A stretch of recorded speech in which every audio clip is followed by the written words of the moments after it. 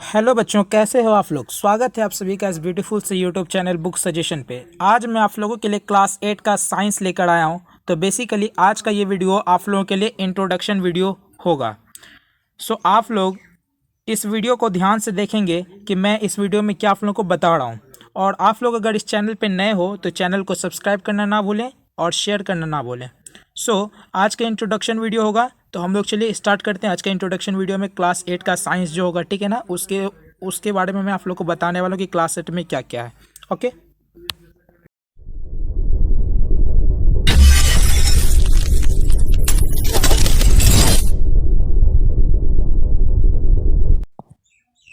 तो किसी भी सिलेबस को पहले पढ़ने से मतलब किसी भी अगर कंटेंट को हम लोग पढ़ रहे हैं, किसी भी बुक को पढ़ने जा रहे हैं या फिर किसी भी क्लास को स्टार्ट कर रहे हैं, तो सबसे पहले उसका हम लोग क्या जानेंगे कि उसमें हम लोग को क्या क्या पढ़ना है। तो इसका मतलब उसमें सबसे पहले हम लोग को सब्जेक्ट के बारे में जानना है, ठीक है ना। तो उसमें हम लोग को पढ़ना क्या क्या, ठीक है ना। तो सबसे पहले उसके बारे में सब्जेक्ट को जानना है। तो हम लोग पहले सब्जेक्ट को जानेंगे कि क्लास 8 के बुक में कौन कौन सा दिया गया है, ठीक है ना। तो क्लास 8 के साइंस में हम लोग का सबसे फर्स्ट चैप्टर आता है फसल उत्पादन एवं प्रबंधन। कौन सा चैप्टर आता है? फसल उत्पादन एवं प्रबंधन। ये फर्स्ट चैप्टर आता है क्लास 8 का साइंस का, ठीक है ना। और सेकेंड चैप्टर आता है हम लोग का सूक्ष्म जीव जी, जिसको मित्र एवं शत्रु भी है, ठीक है ना। ये दूसरा चैप्टर हम लोग का सेकेंड चैप्टर कौन सा है? सूक्ष्म जीव, मित्र एवं शत्रु, ठीक है। अब नेक्स्ट हम लोग का चैप्टर नंबर 3 है संश्लेषित रेशे और प्लास्टिक। कौन सा चैप्टर है? संश्लेषित रेशे और प्लास्टिक। और हमारा फोर्थ चैप्टर है, देखिए ये सारे के सारे जितने भी चैप्टर है ना, तो पढ़ना तो लाइन बाय लाइन ही है, ठीक है ना। तो मैं इन सारे के सारे चैप्टर को आप लोगों को कंप्लीट करवाने वाला हूँ, ठीक है। तो आप लोग इस चैनल पे बने रहें, ठीक है ना, क्योंकि यहाँ पे पूरा क्लास 8 का साइंस का सिलेबस कंप्लीट करवाने वाला हूँ। ओके। तो क्लास चैप्टर 4 में हम लोग का कौन सा था? पदार्थ, धातु और अधातु। और चैप्टर 5 हम लोग का कोयला और पेट्रोलियम के बारे में बोला गया, ठीक है। और चैप्टर 6 हम लोग का दहन और ज्वाला। और चैप्टर नंबर 7 हम लोग का पौधे एवं जंतुओं का संरक्षण। ये क्लास 8 का साइंस का, ठीक है ना। और चैप्टर नंबर 8 हम लोग का कोशिका संरचना एवं प्रकार्य, कोशिका संरचना एवं प्रकार्य। और चैप्टर नंबर 9 है जंतुओं में जनन। ये हम लोग का विषय सूची, ये हम लोग का क्या है? विषय सूची, ठीक है ना। सब्जेक्ट कंटेंट के बारे में जिसको बोला जा सकता है, ये हम लोग का विषय सूची है। किसका? क्लास 8 का, ठीक है ना। क्लास 8 का ये विषय सूची है। तो चैप्टर नंबर 10 देखेंगे। चैप्टर नंबर 10 में क्या बोला जा रहा है? चैप्टर नंबर 10 हम लोग का किशोरावस्था की और 11 है बल तथा दाब। बल तथा दाब हम लोग का किसके अंदर था? भौतिकी, फिजिक्स के अंदर आता है, ठीक है ना। अब देखिए साइंस को पढ़ने से पहले हम लोग को ये समझना होगा, जैसे कि ये साइंस है, ठीक है ना। साइंस को 3 पार्ट्स में डिवाइड किया गया है। कितने पार्ट्स में डिवाइड किया गया है? 3 पार्ट्स में। देखिए कौन कौन सा पार्ट्स है इसमें से। सबसे पहला पार्ट्स हम लोग का भौतिकी कहलाता है, जिसको हम लोग फिजिक्स कहते हैं, ठीक है ना। और दूसरा कहलाता है हम लोग का रसायन शास्त्र, जिसको केमिस्ट्री कहते हैं। और तीसरा हम लोग का कहलाता है जीव विज्ञान, ठीक है ना, जिसको हम लोग क्या कहते हैं? बायोलॉजी कहते हैं। तो ये साइंस का 3 पार्ट्स है, जो क्लास 8 से हम लोग को इसको डिफाइन करते जाएंगे, ठीक है ना, कि कौन सा चैप्टर किसके अंदर आता है। ये जो हमारा चैप्टर नंबर 11 है, कौन सा चैप्टर हम लोग का? चैप्टर नंबर 11 के बारे में जो बोला जा रहा है, जैसा कि आप लोग देख रहे हैं, चैप्टर नंबर 11 बल तथा दाब, ये हम लोग का किसके अंदर आता है? भौतिकी के अंदर आता है, ठीक है ना। भौतिकी के अंदर मतलब फिजिक्स के अंदर आता है हम लोग का चैप्टर नंबर 11। और घर्षण भी हम लोग का किसके अंदर आता है? भौतिकी के अंदर भी। ध्वनि भी भौतिकी के अंदर ही आता है, ठीक है। तो चैप्टर नंबर 13 में हम लोग क्या पढ़ेंगे? भौतिकी के बारे में पढ़ेंगे। अब चलिए देखते हैं चैप्टर नंबर 40 अध्याय 14 में क्या बोला जा रहा है कि विद्युत धारा के रासायनिक प्रभाव। ये भी हम लोग का किसके अंदर आता है? तो भौतिकी के अंदर ही आता है। अब कुछ है क्या कहते हैं, चैप्टर नंबर 15 में बोला जा रहा है कुछ प्राकृतिक परिघटनाएं। ये भी हम लोग का कुछ प्राकृतिक परिघटनाएं, इसके बारे में देखेंगे चैप्टर में क्या बोला जा रहा है। और चैप्टर नंबर 16 है प्रकाश, लाइट के बारे में। ये हम लोग का भौतिक का चैप्टर है, ठीक है। अब चैप्टर नंबर 17 देखेंगे तारे एवं सौर परिवार। किसके बारे में बोला गया? चैप्टर नंबर 17 में तारे एवं सौर परिवार के बारे में बोला गया है, ठीक है ना। और चैप्टर नंबर 18 है वायु तथा जल का प्रदूषण। वायु तथा जल का प्रदूषण, ये टोटल हम लोग का अभी तक जो देखे तो क्लास 8 के साइंस बुक में, किसमें? क्लास 8 के साइंस बुक में टोटल कितने चैप्टर के बारे में दिए गए हैं हम लोग का? तो क्लास 8 के साइंस बुक में टोटल है हम लोग का 18 चैप्टर, ठीक है ना। क्लास 8 के साइंस बुक में टोटल हम लोग का 18 चैप्टर, ठीक है। तो हम लोग 1 बाय 1 शुरू से लेकर के, स्टार्टिंग से लेकर के एकदम देखेंगे कि कौन कौन से चैप्टर में किन किन चीज़ों के बारे में दिया गया है। आज मैं यहाँ पे आप लोग का सबसे पहले फर्स्ट चैप्टर स्टार्ट कर रहा हूँ। तो इंट्रोडक्शन क्लास के साथ साथ हम लोग फर्स्ट चैप्टर में हल्का देखेंगे कि फर्स्ट चैप्टर जो हम लोग का था फसल उत्पादन एवं प्रबंधन, ठीक है ना। अध्याय 1 क्या था? चलिए देखते हैं अध्याय 1 में क्या दिया गया पहले, ठीक है ना। तो अध्याय 1 में देखेंगे पहले क्या दिया गया हम लोग का। तो अध्याय 1 जो हम लोग का देखें यहाँ पे आ चुका है अध्याय 1, ठीक है ना। तो अध्याय 1 में हम लोग का है कि फसल उत्पादन एवं प्रबंधन, किसके बारे में बोला जा रहा है अध्याय 1 में? फसल उत्पादन एवं प्रबंधन। यहाँ पे हम लोग किस का पढ़ रहे हैं? तो क्लास 8 के बारे में पढ़ रहे हैं, ठीक है ना। क्लास 8 का फर्स्ट चैप्टर हम लोग का यहाँ पे क्या हो रहा है? स्टार्ट हो रहा है। तो क्लास 8 के फर्स्ट चैप्टर में हम लोग किसके बारे में पढ़ेंगे? फसल उत्पादन प्रबंधन हम लोग का पहला चैप्टर है, ठीक है ना। तो देखते हैं हम लोग का इस चैप्टर में क्या क्या चीज़ के बारे में बोला जा रहा है, ठीक है ना। तो आप लोग देखिए, जब मैं इस बुक को पढ़ा रहा हूँ ना, तो आप लोग के सामने में एनसीईआरटी की बुक रहनी चाहिए, ठीक है ना। एनसीईआरटी की बुक आप लोग क्या करके एनसीईआरटी की बुक खोल के बैठेंगे, और जब मैं इसको बताऊंगा, ठीक है ना, कि इस लाइन का मतलब क्या है, ये वाला जो पॉइंटेड फॉर्म है, तो आप लोग को एक एनसीईआरटी की बुक और एक पेंसिल लेकर के बैठनी है। उसके बाद मैं जिस तरीके से आप लोग को बताते जाऊँगा और उस तरीके से आप लोग को उसमें पढ़ते जाना। सो चलिए स्टार्ट करते हैं कि यहाँ पर से क्या बोला जा रहा है, ठीक है ना। देखिए, सबसे पहले क्या बोला जा रहा है कि फसल उत्पादन एवं प्रबंधन। फसल उत्पादन एवं प्रबंधन का मतलब क्या है? देखिए, फसल को हम लोग किस तरीके से उत्पाद कर सकते हैं, ठीक है ना, मतलब कि उसको किस तरीके से उपजा सकते हैं, फिर उसका प्रबंध किस तरीके से कर सकते हैं, ठीक है ना, इसके बारे में आप लोग को बोला जा रहा है। सो क्या बोला जा रहा है कि ग्रीष्मावकाश में, ग्रीष्मावकाश का मतलब क्या होता है? मतलब कि जब गर्मी की छुट्टी होती है, ग्रीष्म में गर्मी के दिन होता है, ठीक है ना, मतलब कि जब गर्मी की छुट्टी, अवकाश का मतलब क्या था? छुट्टी का दिन। तो ग्रीष्मावकाश में पहेली एवं बूझो अपने चाचा के घर गए। उनके चाचा एक किसान है। एक दिन उनके खेत में कुछ औजार देखे, ठीक है ना, कुछ औजार देखा उसके खेत में, जैसे कि खुरपी, और फिर क्या क्या बोला जा रहा है? खुरपी, दराती, बेलचा, हल इत्यादि, ये सब के बारे में बोला जा रहा है। चलिए देखते हैं, मतलब कि अब देखिए, जिसके घर में खेती होगी तो उसके घर में ये सारे के सारे सामान तो होंगे ही। चलिए यहाँ से देखा जा रहा है क्या बोला जाता है, ठीक है ना।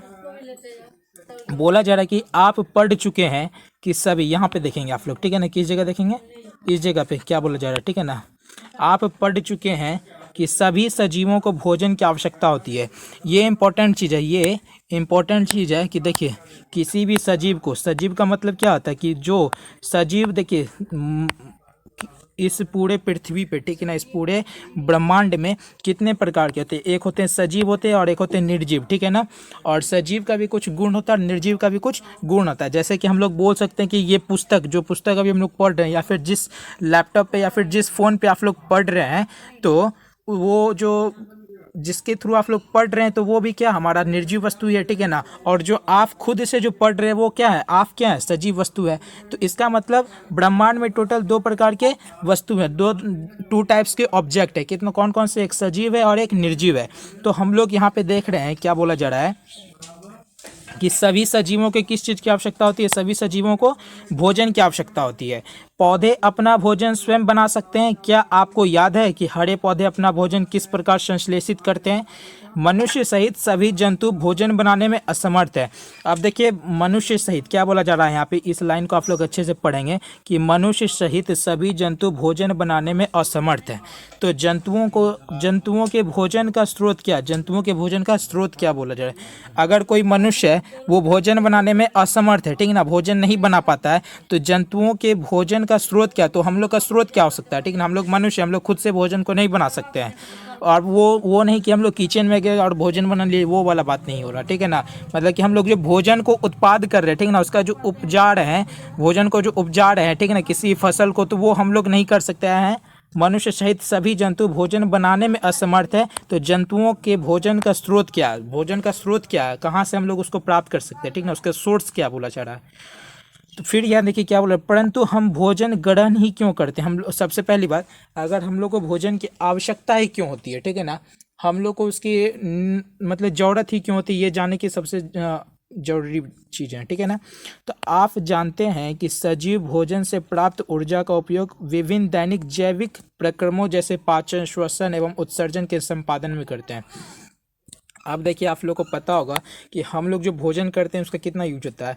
अगर हम लोग अभी पढ़ रहे हैं बैठ करके, ठीक है ना, हम लोग स्टडी कर रहे हैं अपने, तो स्टडी करने के लिए भी क्या चीज़ की ज़रूरत होती है? एनर्जी की ज़रूरत होती है। किसके लिए? स्टडी के लिए, ठीक है ना। स्टडी के लिए किस चीज़ की ज़रूरत होती है? एनर्जी की ज़रूरत होती है। तो एनर्जी हम लोग को कहाँ से मिलेगा? ये जो स्टडी कर रहे हैं इसके लिए हम लोग को क्या चाहिए? स्टडी करने के लिए हम लोग को चाहिए क्या? तो एनर्जी चाहिए। क्या चाहिए? एनर्जी। एनर्जी चाहिए, ठीक है ना। तो ये जो एनर्जी मतलब कि ऊर्जा जो कहते हैं, एनर्जी को क्या कहते हैं, ऊर्जा, ठीक है ना, शक्ति।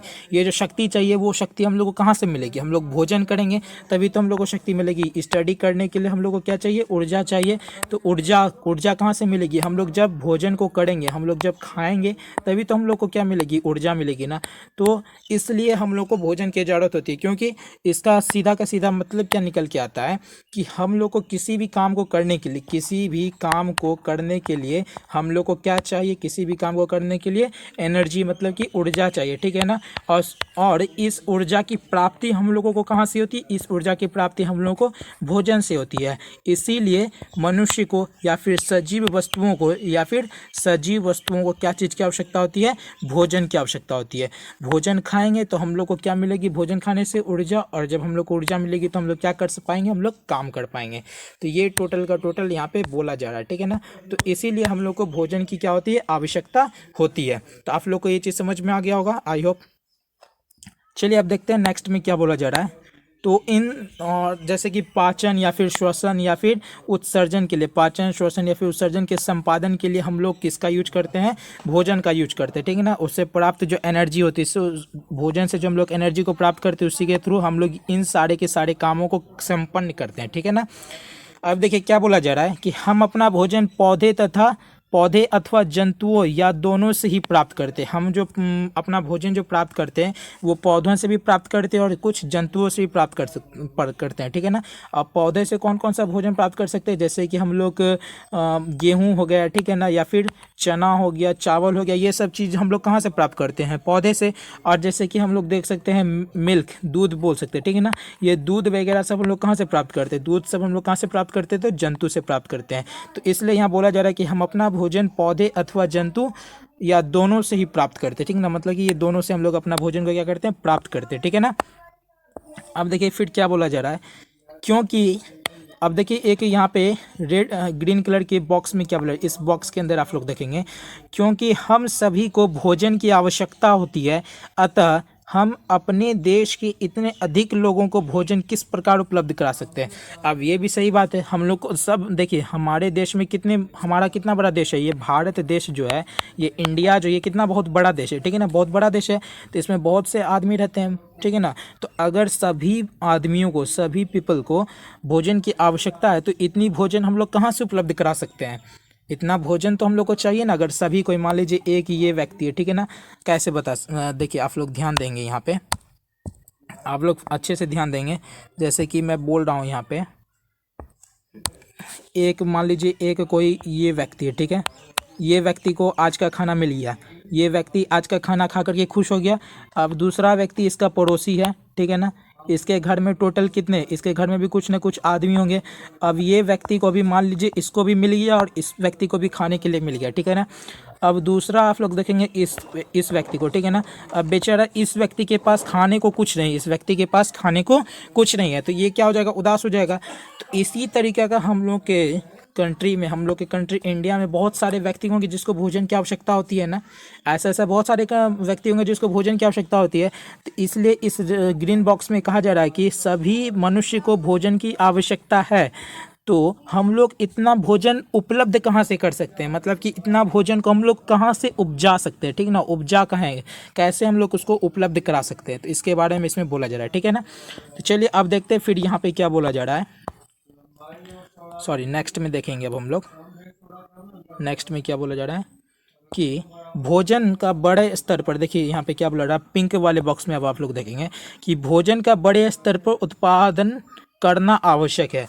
ऑब्वियसली सी बात है कि अगर बहुत सारे व्यक्ति हैं, एक व्यक्ति यहाँ पे, एक व्यक्ति यहाँ पे, एक व्यक्ति यहाँ पे, एक व्यक्ति यहाँ पे, इतना सारा व्यक्ति है, तो इन सभी को खाने के लिए अधिक भोजन की आवश्यकता है।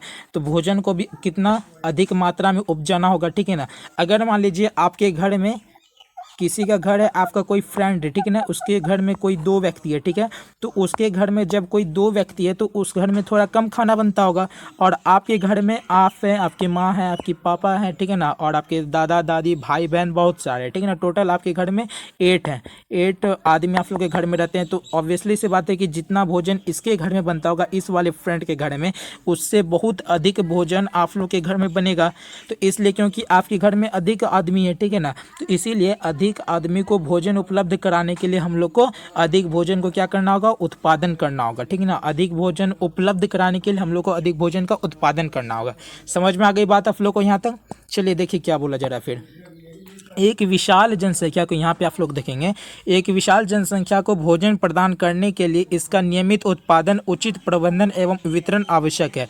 अब देखिए एक बहुत बड़ा हम लोग का जनसंख्या जो है, इंडिया का जनसंख्या बहुत अधिक है, ठीक है ना। ये जो इंडिया कंट्री है पूरा का पूरा, इसका जनसंख्या बहुत अधिक है। तो विशाल जनसंख्या को भोजन प्रदान करने के लिए इसका नियमित उत्पादन, मतलब कि उत्पादन तो सही तरीके से होना चाहिए अधिक मात्रा में, और उत्पादन करने के बाद ये नहीं होना चाहिए कि जैसे कि उत्पादन कर लिया और फसल को हम लोग बर्बाद या फिर बेकार कर रहे हैं, वेस्ट कर रहे हैं, ठीक है ना। वेस्ट नहीं करना, उसका नियमित उत्पादन के साथ साथ उचित अधिक भोजन को उपजाने के लिए अब हम लोग को ये जानना है कि हम लोग भोजन को उपजाना कब से शुरू किए, ठीक है ना। मतलब कि अब जो भोजन उपजाएंगे इसका मतलब खेती करना, खेती करना का मतलब जो कृषि पद्धति है, ये जो कृषि पद्धति है हम लोग का, इसका शुरुआत कब से हुआ, ठीक है ना। मतलब कि ये कृषि पद्धति के बारे में पता कैसे चला, ठीक है ना, उसके बारे में जानना, ठीक है ना। चलिए जानते हैं कि क्या बोला जा रहा है। लगभग 10,000 ईसा पूर्व तक मनुष्य घुमंतु थे, ठीक है ना। अब देखिए ये नॉमेडिक कहा जाता है, घुमंतु को क्या कहते हैं हम लोग, नॉमेडिक कहते हैं, ठीक है ना। तो लगभग 10,000 ईसा पूर्व तक मनुष्य घुमंतु थे। वे एक स्थान से दूसरे स्थान तक भोजन एवं आवास की खोज में समूह में विचरण करते रहते थे। इसका मतलब ये बोला जा रहा है कि ये कोई एक समूह है, ठीक है ना। ये कोई एक समूह है जिसपे एक व्यक्ति, दो व्यक्ति, तीन व्यक्ति, चार व्यक्ति, मान लीजिए 4 व्यक्ति का कोई एक समूह है।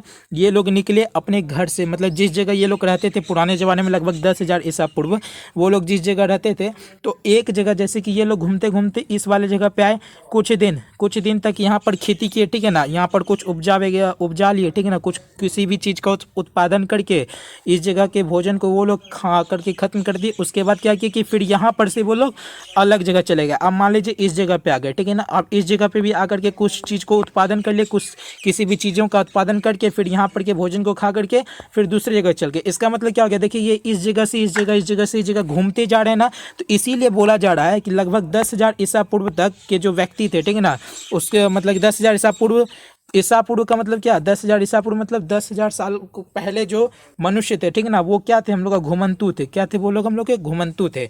तो वो लोग मतलब कि एक जगह रह करके खेती नहीं किया करते थे, बल्कि अलग अलग जगहों पर भ्रमण करके समूह बना करके खेती किया करते थे, ठीक है ना।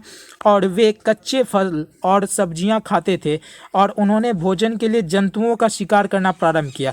अब धीरे धीरे क्या हुआ कि वो लोग भोजन के लिए तो पहले तो वो लोग कुछ फल खाया करते थे, ठीक है ना, कच्चा फल या फिर सब्जियां खाया करते थे, ठीक है ना। अब उसके बाद जैसे जैसे समय आगे बढ़ते गया, ठीक ना, समय चेंज होते गया, तो वो लोग जंतुओं का शिकार करना भी प्रारंभ किया। अब देख क्या बोला जा रहा है कि कालांतर में खेती कर चावल, गेहूं तथा अन्य खाद्य फसलों को, कालांतर में खेती कर क्या बोला जा रहा है, ये आप लोग देख सकते हैं कि कालांतर में खेती कर चावल गेहूं एवं अन्य खाद्य फसलों को उत्पादित कर सके, ठीक है ना। कालांतर में मतलब कि जब उस धीरे धीरे समय चेंज होते गया तो फसल मतलब कि वो लोग कृषि करने में चेंजिंग भी आते गई, ठीक है ना। अब देखिए आगे क्या बोला जा रहा है। आगे बोला जा रहा है कि जब एक ही किस्म के पौधे किसी स्थान पर बड़े पैमाने पर उगाए जाते हैं तो इसे फसल कहते हैं। अब देखिए यहाँ पे जानना ये जरूरी है, हम लोग ये समझ गए कि कृषि की शुरुआत कब से हुई, ठीक है ना। कृषि की शुरुआत 10,000 ईसा पूर्व पहले हुई। कितने ईसा पूर्व पहले हुई थी, 10,000 ईसा पूर्व पहले हुई कृषि की शुरुआत, ठीक है ना। तो पहले के ज़माने में 10,000 ईसा पूर्व पहले खेती किस तरीके से किया जाता था, तो खेती करने का तरीका कौन सा था, हम लोग का घुमंतु था, नॉमेडिक तरीका था। कौन सा था, नॉमेडिक, घुमंतु तरीका था, ठीक ना। मतलब कि पहले के जो व्यक्ति थे वो लोग एक जगह से दूसरे जगह समूह बनाकर घूम घूम करके खेती किया करते थे, ठीक है ना। और अब यहाँ पे ये जानना जरूरी है कि अब फसल होता क्या है, क्या जानना जरूरी है कि फसल क्या होता है, ठीक है ना। फसल के बारे में हम लोग क्या क्या कह सकते हैं, फसल क्या होता है, अब ये जानना जरूरी है।